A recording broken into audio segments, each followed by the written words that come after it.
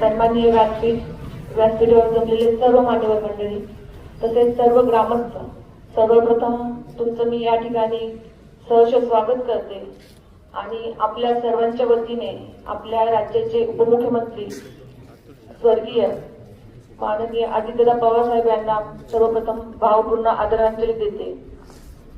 आज या ठिकाणी आपला हा दौरा सकाळपासून सुरू होत आहे आणि सर्वात प्रथम मी तुम्हाला या ठिकाणी परिचय देते।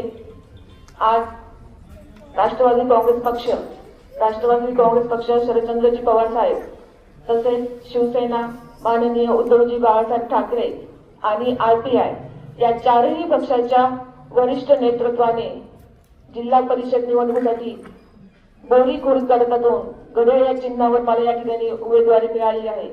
सर्वप्रथम मी या सर्व चारही पक्षाचे मनापासून आभार मानते, कारण की माझ्यासारख्या छोट्या कार्यकर्त्यावर विश्वास आणि जी मोठी जबाबदारी दिली आहे त्याबद्दल सर्व पक्षांचे आणि खास करून आपले स्वर्गीय अजितदादा पवार साहेबांचे मी मनापासून आभार मानते।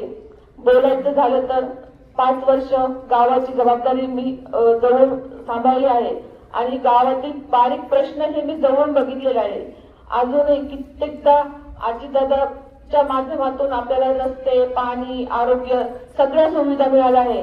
तरीही अजूनही त्यामध्ये अंतर्गत रस्ते असतील, महिलांचं आरोग्य असेल, मुलांचं शिक्षण असेल, अजूनही त्याच्यामध्ये भर पडण्यासाठी या ठिकाणी आपण आहोत आणि या अजूनही त्यामध्ये नवीन भर करण्यासाठी अतुलदादा पण नेहमी प्रयत्न करत राहतीलच आपल्या सोबत। आणि खरं बोलायचं गेलं तर महिला यावेळेस जिल्हा परिषदला महिला आरक्षण आलेलं आहे आणि आमच्या म्हणजे बोरी ते खोडद गटापर्यंत पहिल्यांदा महिला जिल्हा परिषदला उभी राहिली आहे आणि ते माझं खरं भाग्य आहे की मला अजितदादांच्या माध्यमातून या ठिकाणी तिकीट मिळालेलं आहे। म्हणजे अजितदादांनी मला खूप मोठी जबाबदारी दिली आहे आणि विश्वास पण ठेवलेला आहे त्यांनी आणि त्या विश्वासाला मला बिलकुल तडा जाऊन द्यायचा नाही।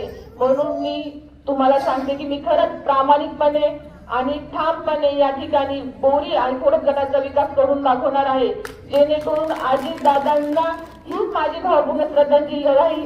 आणि अजून बोलायचं खूप बाकी आहे पण वेळ पण कमी आहे।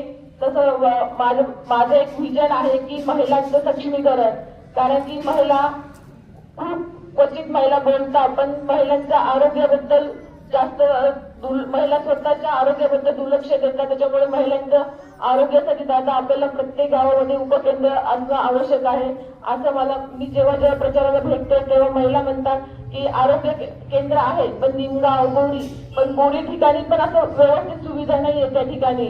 म्हणून एक तर मंचरला जावं लागतं, नाही तर प्रायव्हेट हॉस्पिटलला जावं लागतं। तर महिलांचं इच्छा आहे की प्रत्येक गावात एक उपकेंद्र म्हणजे प्राथमिक उपचार तरी तिथं भेटतील असं एक उपकेंद्र पाहिजे आणि जे मोठे गाव असेल त्यात एक मोठे म्हणजे डायरेक्ट केंद्र जिथे करून डिलिव्हरी असेल, छोट्या मोठ्या गोष्टींचं ऑपरेशन असेल ते त्या ठिकाणी करता यावं असं एक महिलांची इच्छा आहे। कारण की मी जेव्हा दौरा करते ना त्यांचं फक्त एकच आरोग्य संदर्भात इच्छा आहे आणि एक अशी दादा एक महिला भेटली होती की त्यांचं म्हणणं काय आहे की प्रत्येक गावात एक बंदिस्त गटार पाहिजे, कारण की जे पाणी जातं ना वरतून त्याच्यामुळे मुलांच्या आरोग्यावर दुष्परिणाम होतात आणि ते दुष्परिणाम होऊ नये सर्वप्रथम त्यांचं म्हणणं आहे की तुम्ही आधी बंदिस्त गटार करा, त्यानंतर त्याच्यावर रस्ते करा।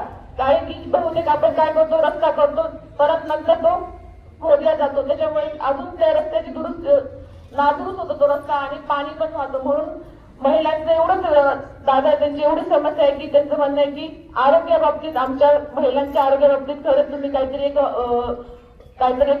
नियोजन करा जेणेकरून त्या सुद्धा सुरक्षित राहतील आणि त्यांची मुलं पण सुरक्षित राहतील। आज या ठिकाणी सर्वांना मी एकच विनंती करते की सर्व मतदार बंधू भगिनींना विनंती की 7 तारखेला येणाऱ्या घड्याळ चिन्हासमोरील बटन दाबून तुम्ही आम्हा तिन्ही उमेदवारांना भरघोस मताने विजय करा। हा विजय तुमचा आमचा नसून हा विजय फक्त अजितदादांचाच विजय आहे आणि तो आपल्याला या ठिकाणी अजितदादांना हीच भावपूर्ण श्रद्धांजली द्यायची आहे। मी एवढंच बोलते आणि थांबते। धन्यवाद।